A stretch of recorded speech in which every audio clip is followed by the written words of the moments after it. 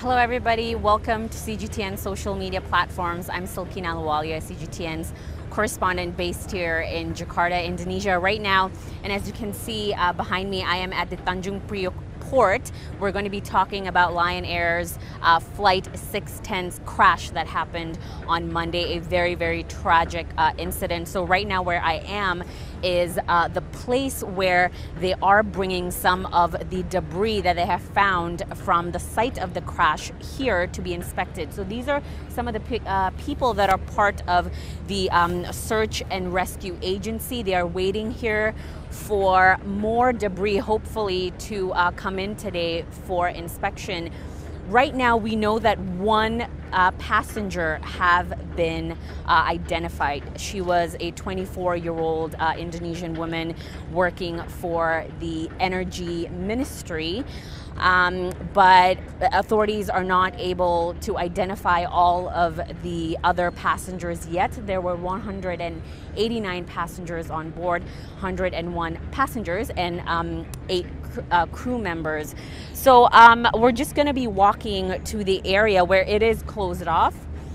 And these are all of the parts of the plane, and we're going to show you what are some of the debris that they have found off the waters of West Java. So we're going to recap about what happened to this flight.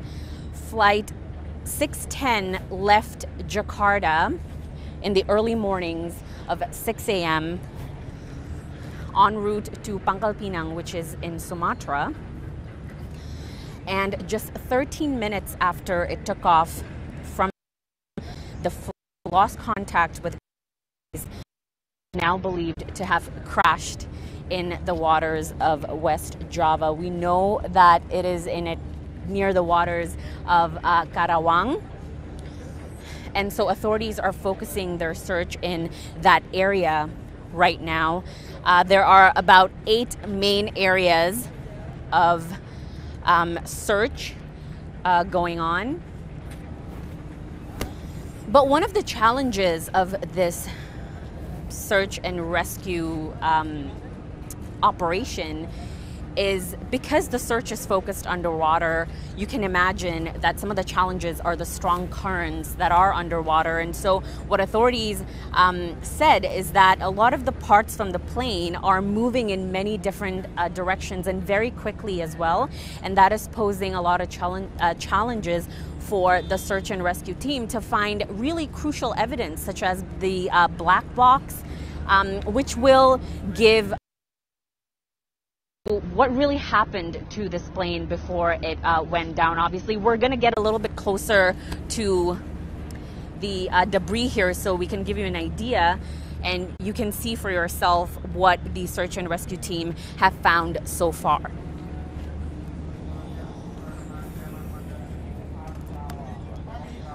So we are at the Tanjung Priok port, and so from this port to where the plane crashed, which is in Karawang, is just about an hour by water here. So this is why this is the main hub where the search and rescue team are based. And so once they're done with their search, they come to this area and they bring all of the debris, and it's here for inspection.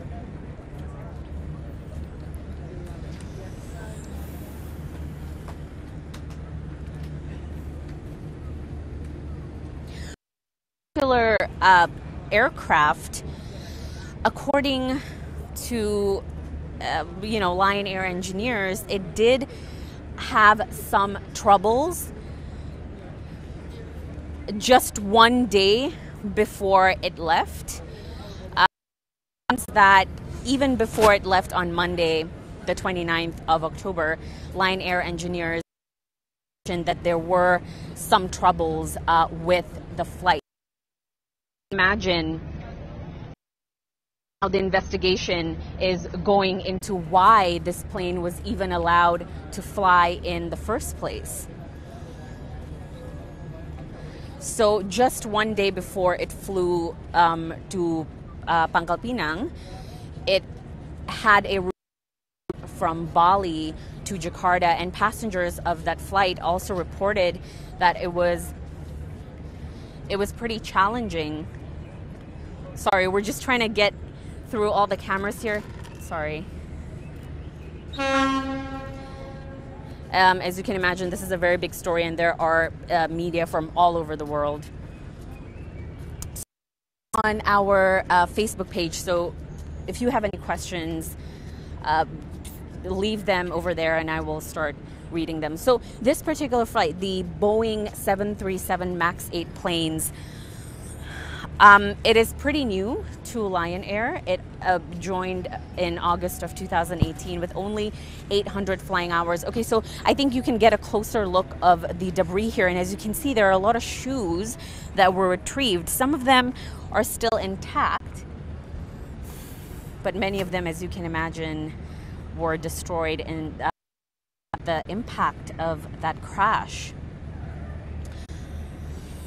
So right now, authorities believe that they may know exactly where this black box is.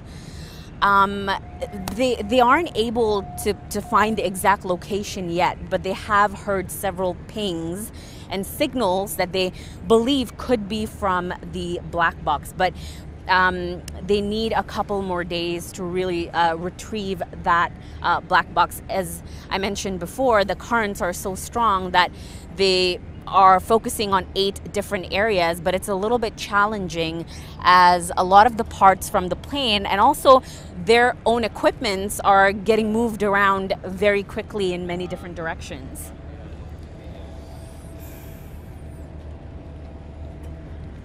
We can see bags over there. There are shoes, there are baby shoes.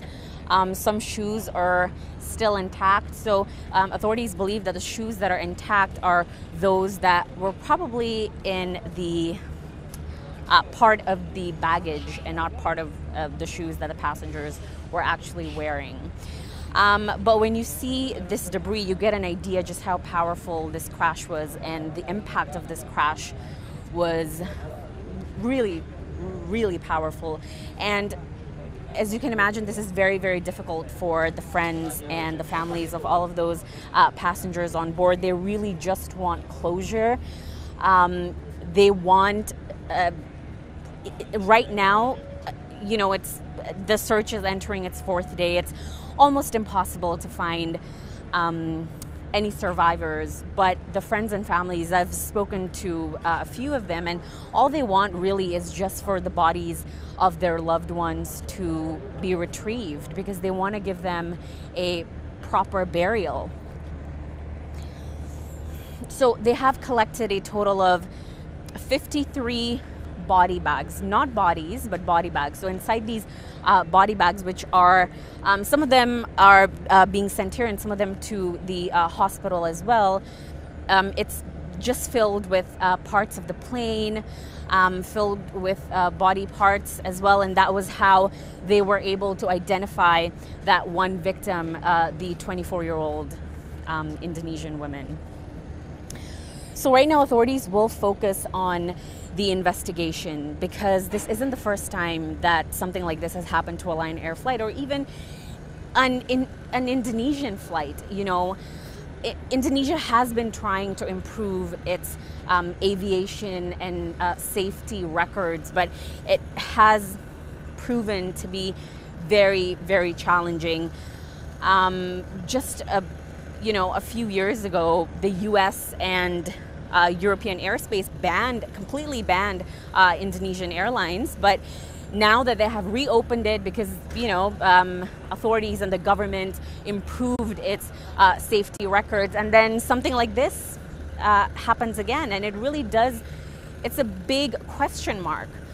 Now authorities have to go back to square one. Why didn't Lion Air follow rules and regulations? It's really that simple. When engineers logged problems or the technical team says that there's a problem with the flight is technically not allowed to fly, but in this case it was still good to go. And I did speak to a Lion Air official and he said all issues were cleared off, but still there's still going to be a really big investigation into that part, because it doesn't look good on Indonesia's aviation industry. I'm just going to be opening my Facebook here so I can start reading some of your comments.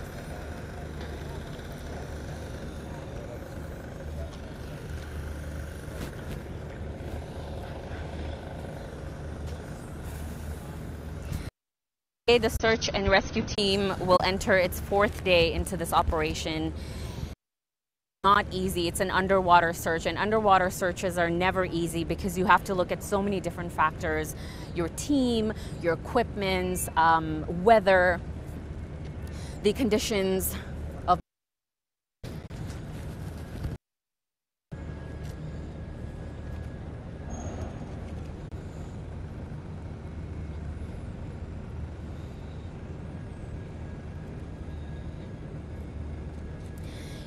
If you have any questions, I will be happy to take them.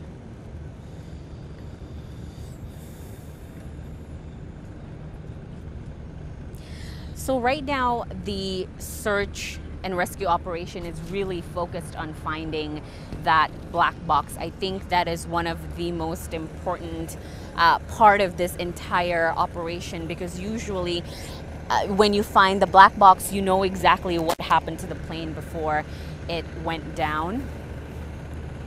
And we also know that before the plane crashed, the pilot actually requested to return to base, and he didn't indicate that there was any sort of emergency, but he did request to return to base, which means that he might have felt that something was wrong with this plane, you know, just minutes after takeoff. We asked authorities more details about that recording that they believe they have, not from the black box, but they said that they are not able to give us full information on that. So usually investigations like this take about a year. So the standard is about 1 year. But within this month, they will already start writing reports, you know, based on the debris that's found here. They are able to know exactly what they think might have caused the crash. But of course, we can never know until we get a hold of that black box. So this is a crash that hasn't happened for quite a while for Indonesia. The last fatal crash was AirAsia, which happened in 2014 at the end of the year as well. And that was a routine flight from Surabaya to Singapore because of mechanical issues as well. So this is a problem that the government needs to look into, but there's a lot of people involved. But the issue here is, just because you're flying budget, it doesn't mean that you compromise on your safety. You know, whenever you fly any type of airline, passenger and crew safety is very, very important. And also, Indonesia is a country of 250 million people in itself. There are thousands, if not millions, of travelers that fly every single day. So, you know, as our tourism and travel industry is booming, something like this happens, it's really devastating. So you can see the search and rescue agency leaving the port here. They are most probably heading to the waters of Karawang, West Java, which is just about an hour by boat, but it's about 6 hours by road.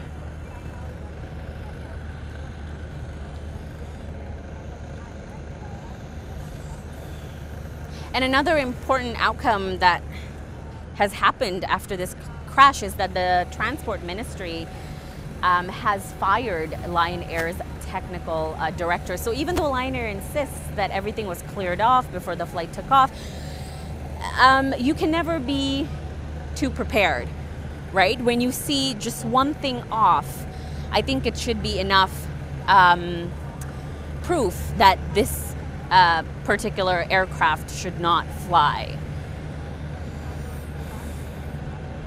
And so now Lion Air is dealing with a lot of negligence.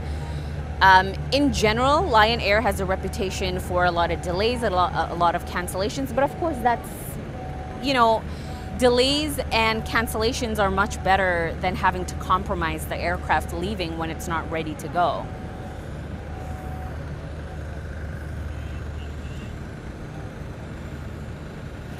So the search and rescue operation is entering its 4th day right now, and you can see here that the search and rescue team, some of them, we have about 800 of them working in 8 different areas to locate the plane. So the body of the plane is still missing. Everything is dispersed in many different directions. So but they believe that the pings that they heard from the black box, it's not far from where they heard the last signals of the plane before it lost contact with ground authorities. This is one of Jakarta's, or I should say Indonesia's busiest ports here. And there's a lot of activities every day. So we know that some of the friends and families were actually to this port to see some of the belongings, if they were able to identify any that belonged to their loved ones. The wind is really strong here.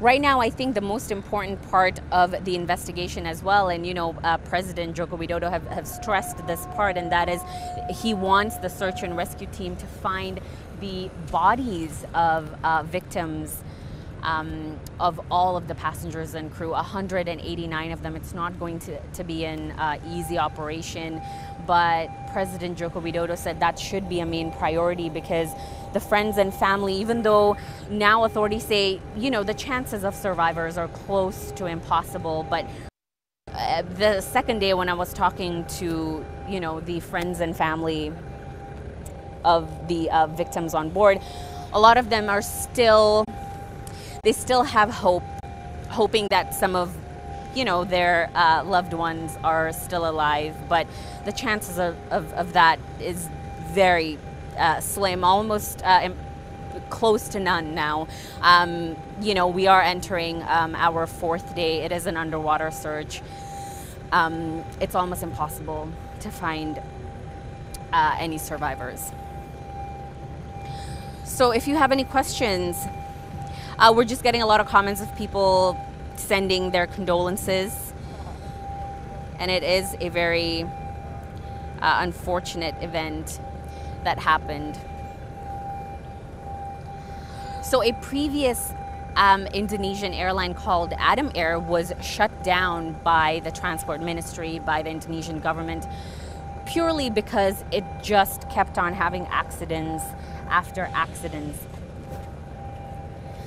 And so people are wondering, is this going to happen to Lion Air?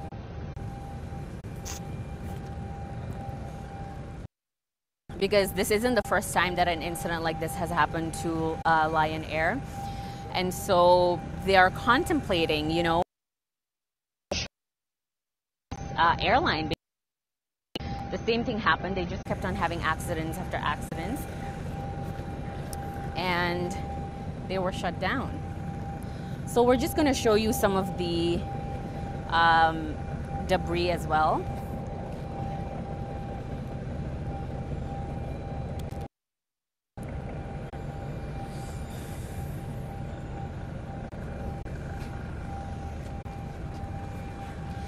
The thing is, Indonesia is not a horrible place for, you know, travelers. It's not a horrible place for people to travel from and to.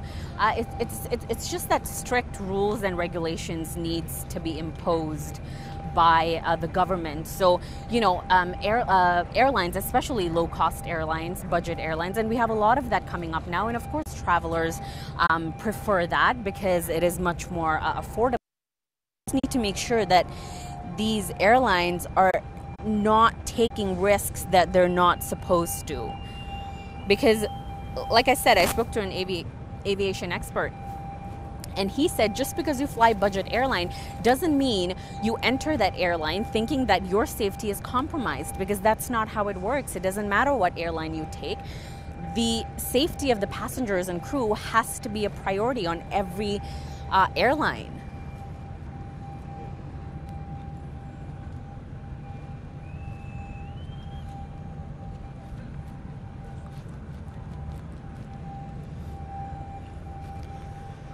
We're going to give you a closer look on some of the debris here. You can see that some shoes are intact, but some are of course destroyed from the impact of that crash. Authorities have not yet been able to find a complete body. They found body parts, but they are still looking to find bodies of some of the passengers or crew that were on this flight, Lion Air JT610.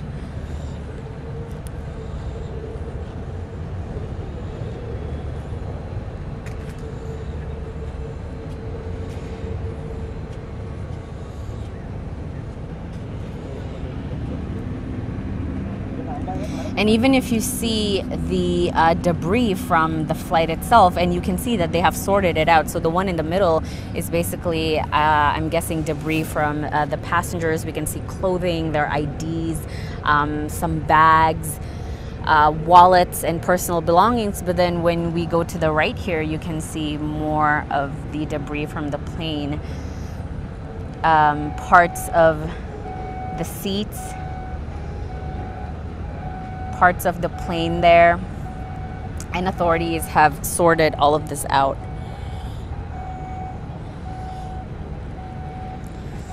According to authorities, the search and rescue operation is almost a 24-hour